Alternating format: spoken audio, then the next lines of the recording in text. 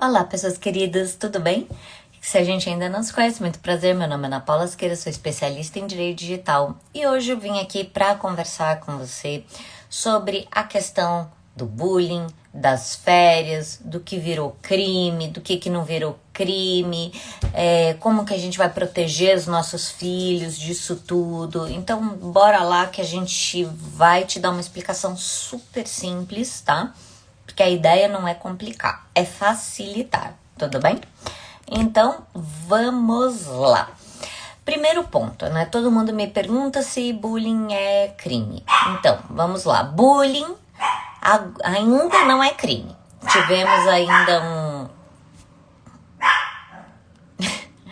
Tivemos ainda aí no Senado Federal, tá? A aprovação do texto que estava na Câmara dos Deputados, justamente para quê? Para transformar o bullying em crime. Antes, bullying era uma figura sociológica que acontecia dentro aí dos espaços das escolas, até que em 2013 nós tivemos aí a lei do bullying. Ai, eu levantando aqui. Do qual eu escrevi esse livro, tá? Comentários à lei do bullying. E o que acontece, meus amigos? A lei do bullying exige que toda escola, clube, agremiação recreativa tenha um programa de combate ao bullying. Não é só daqui para fora, gente. Tem que ser um programa de combate ao bullying efetivamente registrado. Registrado aonde? Em alguns estados, o registro vai ser feito na diretoria de ensino, antigas delegacias de ensino. E agora, se não tem essa possibilidade no seu estado, a minha sugestão é que você faça o registro desse passo a passo, desse atendimento, aonde? No cartório de registro civil, tudo bem? Porque aí você vai dar publicidade do que você está fazendo dentro da sua instituição de ensino. Então, vamos lá. E muito se perguntou também sobre essa questão, como é que vai ficar crime hediondo, então, por partes, tá certo? Primeiramente, eu até separei aqui um textinho para que a gente possa acompanhar juntos, tá? Sobre a questão dos crimes hediondos, tá certo? Que é a 8.072 de 1990, uma lei que só trata desses crimes hediondos. E aí eu vou colocar exatamente o texto da lei, tá bom? Agenciar, facilitar, recrutar, intermediar participação de criança e adolescente em imagens pornográficas. Adquirir, possuir, armazenar imagem pornográfica de criança ou adolescente. Sequestrar ou manter em cárcere privado crianças e adolescentes. Traficar pessoas menores de 18 anos, tá? Então, ou seja, quem está condenado a um crime hediondo, ele tem que ser responsabilizado. Quando ele vai fazer o cumprimento da pena dele, é absolutamente tudo em regime fechado, tá? Então, quando a gente fala de armazenamento de cunho sensual ou sexual envolvendo crianças e adolescentes, o que nós temos?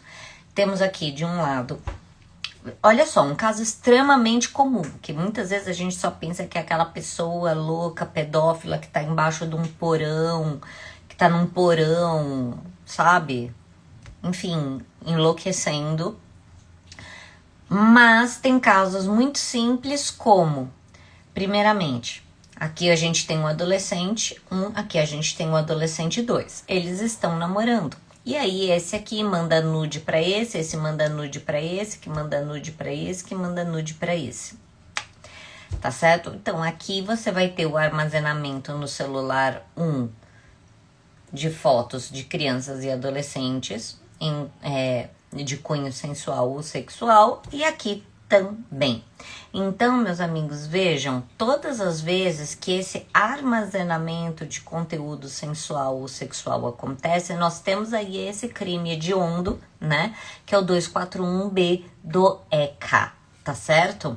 Então, e agora a gente vai passar para outra etapa do projeto de lei, que também foi aprovado, que é do suicídio, que é um ponto que eu constantemente falo aqui principalmente no meu curso de pós-graduação.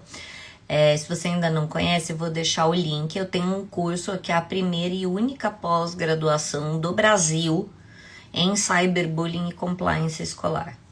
E lá eu conto vários casos, principalmente de instigação ao suicídio que acontecem em grupos do WhatsApp. Tudo bem? Então vamos lá. Suicídio, tá?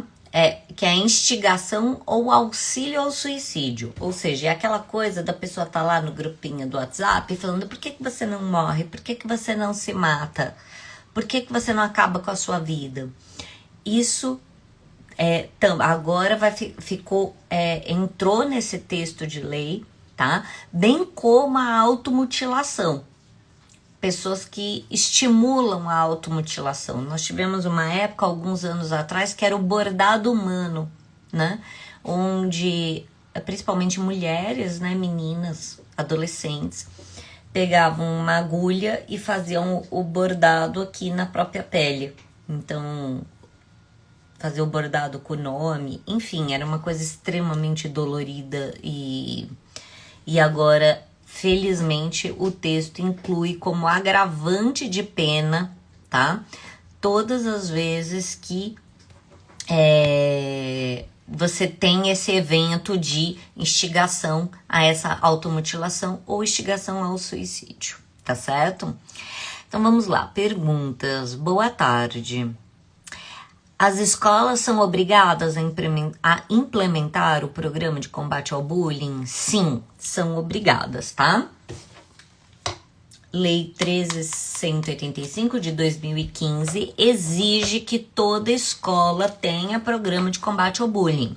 Como eu disse, alguns estados você faz o registro na diretoria de ensino e alguns estados você vai fazer aonde? No cartório de registro civil. Mas as famílias precisam ter um passo a passo de combate ao bullying, tá? Isso é necessário. A escola do meu filho não tem. Se a escola do seu filho não tem, ela está prestando um serviço defeituoso nos termos do Código de Defesa do Consumidor. Tá certo? Então, se tem que cumprir uma lei e não cumpre, isso é omissão, tá certo? E essa omissão vai ser penalmente relevante se, né, por conta dessa omissão acontecer algum ato ilícito. Então, veja, a gente entrou agora no 186 do Código Civil e também entramos aonde? No 13 do Código Penal, tá certo? Caso sejam obrigadas, como deve ser feita a implementação? Tá. Realmente, a implementação é um passo a passo que vai caminhar de acordo com a pedagogia de cada escola. Uma escola que usa pedagogia Montessori vai utilizar um método. Escola que utiliza pedagogia Paulo Freire vai para um outro método. Escola que usa Piaget, outro método. Tá? Não existe método certo ou errado, o que existe é o quê? Formas de você implementar a lei do bullying e proteger essas crianças e adolescentes de acordo com a comunicação que é habitual da instituição de ensino. Veja, o direito, ele não pode mudar a pedagogia. Ele tá aí para auxiliar a pedagogia. É necessário compliance escolar para tanto? Claro, sim, todas as vezes. Então vamos lá. Muitas vezes as pessoas não sabem o que é compliance escolar, eu vou dar mais uma palhinha. Compliance escolar são todas as medidas que se toma para ficar de acordo com a lei. Do to comply, do inglês, ficar de acordo com, tá? Então, uma escola, ela não só segue a Lei de Diretrizes e Bases da Educação, ela segue inúmeras leis, tá? Então você tem Estatuto da Criança e do Adolescente, Constituição Federal, Código Civil, Código Penal, escolas que são domicílio, que são locais de votação, você tem também direito eleitoral. Você tem Lei Geral de Proteção de Dados, você tem Lei do Bullying, você tem, enfim, Lei de Direito de Autor, você tem a Lei de Propriedade Intelectual, enfim, são muitas e muitas e muitas leis. E dentro dessas leis, o que é o importante? O importante é que a gente tenha a consciência de que não é um documento único, mágico e unicórnico que vai salvar a sua escola. Não funciona assim. São vários documentos para vários públicos diferentes. A escola, ela é um ser multidisciplinar, tá? E tá sempre em movimento, e é um ser em mutação. Então, você tem uma linguagem para falar com professores, uma linguagem para falar com famílias, uma linguagem para falar com alunos. E dentro da linguagem para falar com alunos, você não pode jogar um programa de combate ao bullying que você aplica no terceiro do médio para os bebezinhos. Os pequenininhos, não pode, de jeito nenhum. Isso aí, eu tenho horror. Teve uma vez que a gente chegou para dar uma palestra, pelo amor de Deus, quase um ataque apoplético, né? Ah, tá, o pessoal do médio, não sei o que, tá legal. Peguei, fui lá, nude, aproveitei para falar, Lei Maria da Penha na escola, tudo isso, né? Caprichei quando eu chego. Ah, a gente aproveitou aqui que estavam os alunos do 4º e 5º ano. Eu falei, não, gente. Não. A gente vai estar falando de nude, de... Aí a coordenadora, imagina, isso é frescura, é exagero seu. Tá bom, comecei a dar palestra. Falei, olha, a minha palestra foi feita para 1º, 2º e 3º do médio. Presta atenção, não é para essas crianças estarem aqui. Aí na primeira que eu entro falando, né, sobre conteúdo sensual, sexual, uma menina levanta o dedo e pergunta, o que é sexo? Aí eu falei, pode parar a palestra, entendeu? Vamos tirar a criançada, não vai dar certo, tá? Bom, nisso pelo menos seguiram as minhas orientações e eu falei, não vai dar. Não tem jeito, não tem como. Isso já aconteceu com 5 minutos de palestra, que não era nem para ter acontecido, tá? Então esquece, tá bom? Próximo. Então, quando a gente fala de compliance, são todas essas medidas. E principalmente compliance escolar, ele tem que estar no regimento interno. E assim, se você perguntar para a escola do seu filho se ela tem compliance e ela não sabe te responder, é a mesma coisa se eu te perguntar se você tá apaixonado. É sim ou não. Ou você tá, ou você não tá, né? Então, você tá casado? É sim ou não. Ou você tá casado, ou você não tá casado. Ah, não, mas eu tô juntado. Não, mas juntado não é casado. Eu perguntei se você está casado. Entendeu? Então, a resposta, ela é bastante simples e direta. Vamos agora aqui para o bullying. Tá? Então, o que acontece? O projeto, tá, colocou exatamente o mesmo texto que está aqui na lei do bullying. O mesmo texto, tá, amiguinhos? Cyberbullying, com a mesma descrição do que está aqui na lei do bullying, certo? E 2 a 4 anos de reclusão e multa se a conduta não constituir um crime mais grave, tá? Então, isso foi extremamente necessário justamente para quê? Para que a gente possa cobrir essa falha que não teve aqui a tipificação do bullying, com essa lei se conseguir a responsabilização civil das escolas, tá? Agora, a lei do bullying vai ajudar e vai ajudar muito, muito na proteção dessas crianças e desses adolescentes, né? Do nosso país. Desses não, de todos, né? Todos.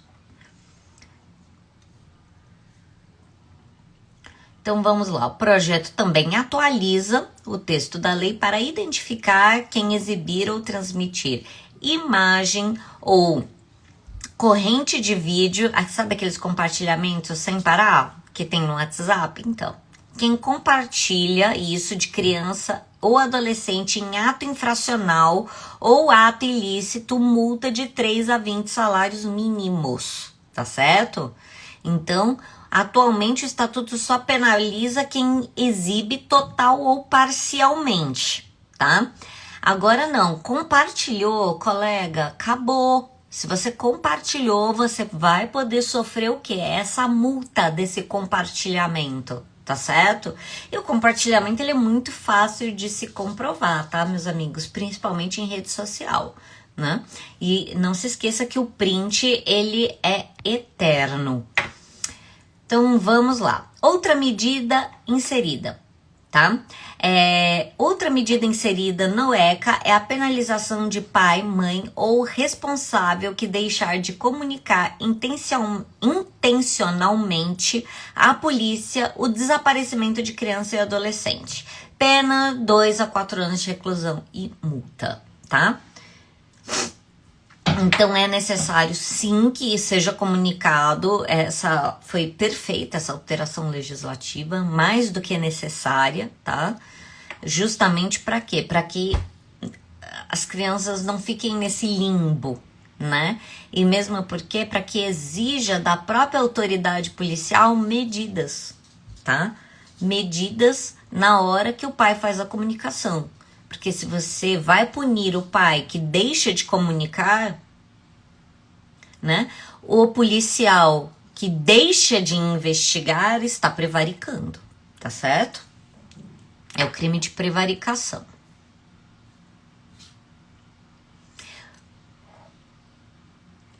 O texto ainda acrescenta ao ECA que as instituições sociais públicas ou privadas que trabalhem com crianças e adolescentes e recebam recursos públicos deverão exigir certidões de antecedentes criminais de todos os colaboradores, atualizadas a cada 6 meses. Gente, isso até é o óbvio lulante, né? Mas, enfim, está aí com essa previsão e muito bem-vinda que qualquer instituição, tá? Que trabalha aí com criança e adolescente, que receba recurso público, sim, você tem que pedir atestado de antecedente, gente. E mais, não é só atestado de antecedente, precisa ter uma investigação completa do perfil de LinkedIn, Instagram, Facebook, tudo. Tem que ter essa investigação completa, justamente para quê? Para que a proteção de crianças e adolescentes seja efetiva. E aí as pessoas parem de contratar pessoas perturbadas, que não vão trazer solução, que só vão trazer o problema para essas crianças e para esses adolescentes. E, por fim, maravilhoso também essa parte do texto legal, a Política Nacional de Prevenção e Combate ao Abuso e Exploração Sexual da Criança e do Adolescente será elaborada por uma conferência... Meu Deus do céu. Então, voltando, pós-espirro. A Política Nacional de Prevenção e Combate ao Abuso e Exploração Sexual da Criança e do Adolescente será elaborada por uma conferência nacional a ser organizada e executada pelo governo federal, tá certo? É importantíssimo isso, meus amigos, justamente para quê? Porque a gente tem uma gestão de ações preventivas e proativas, tá certo? Mais do que criminalizar, é melhor que a gente evite, né? Eu sou muito mais evitar o estupro infanto-juvenil do que punir aquele que o fez. Eu acho que é muito melhor você evitar a exposição pública de crianças e adolescentes do que depois punir para achar culpados. Ou seja, uma sociedade se constrói com bases firmes e sólidas a partir do momento que ela tem medidas preventivas e proativas. Por isso que todas as medidas de prevenção têm que ser obrigatórias. Que é isso que eu tô falando de forma incessante, tá? Desde quando eu lancei esse livro em 2015. Depois teve a segunda edição. Essa aqui é a segunda edição de 2017. E agora, com a criminalização, eu vou, assim que ocorrer a sanção, né, pelo presidente da República, aí eu faço a atualização do livro, aí derrubo, vai ter juridiquês, vai ter a versão simplificada, vai ter tudo para que vocês possam compreender e proteger, tá certo? E aí eu queria só encerrar para deixar aqui uma dica, tô deixando aqui embaixo um link, tá, com o desconto, tá, do meu programa, do meu programa que é o Celular Blindado, que ensina pais, mães, vovô, tá? Menos de 1 hora você vai aprender, você vai entender tudo que o seu filho faz no celular e vai aprender a proteger o seu filho no celular. Principalmente nas férias. Tô deixando o link aqui, tá bom? Tô deixando no primeiro comentário. Mais dúvidas, perguntas, angústias, pode mandar no direct. Eu sempre tô abrindo caixinha de pergunta. Fico à disposição. Um beijo, excelente semana. Tchau!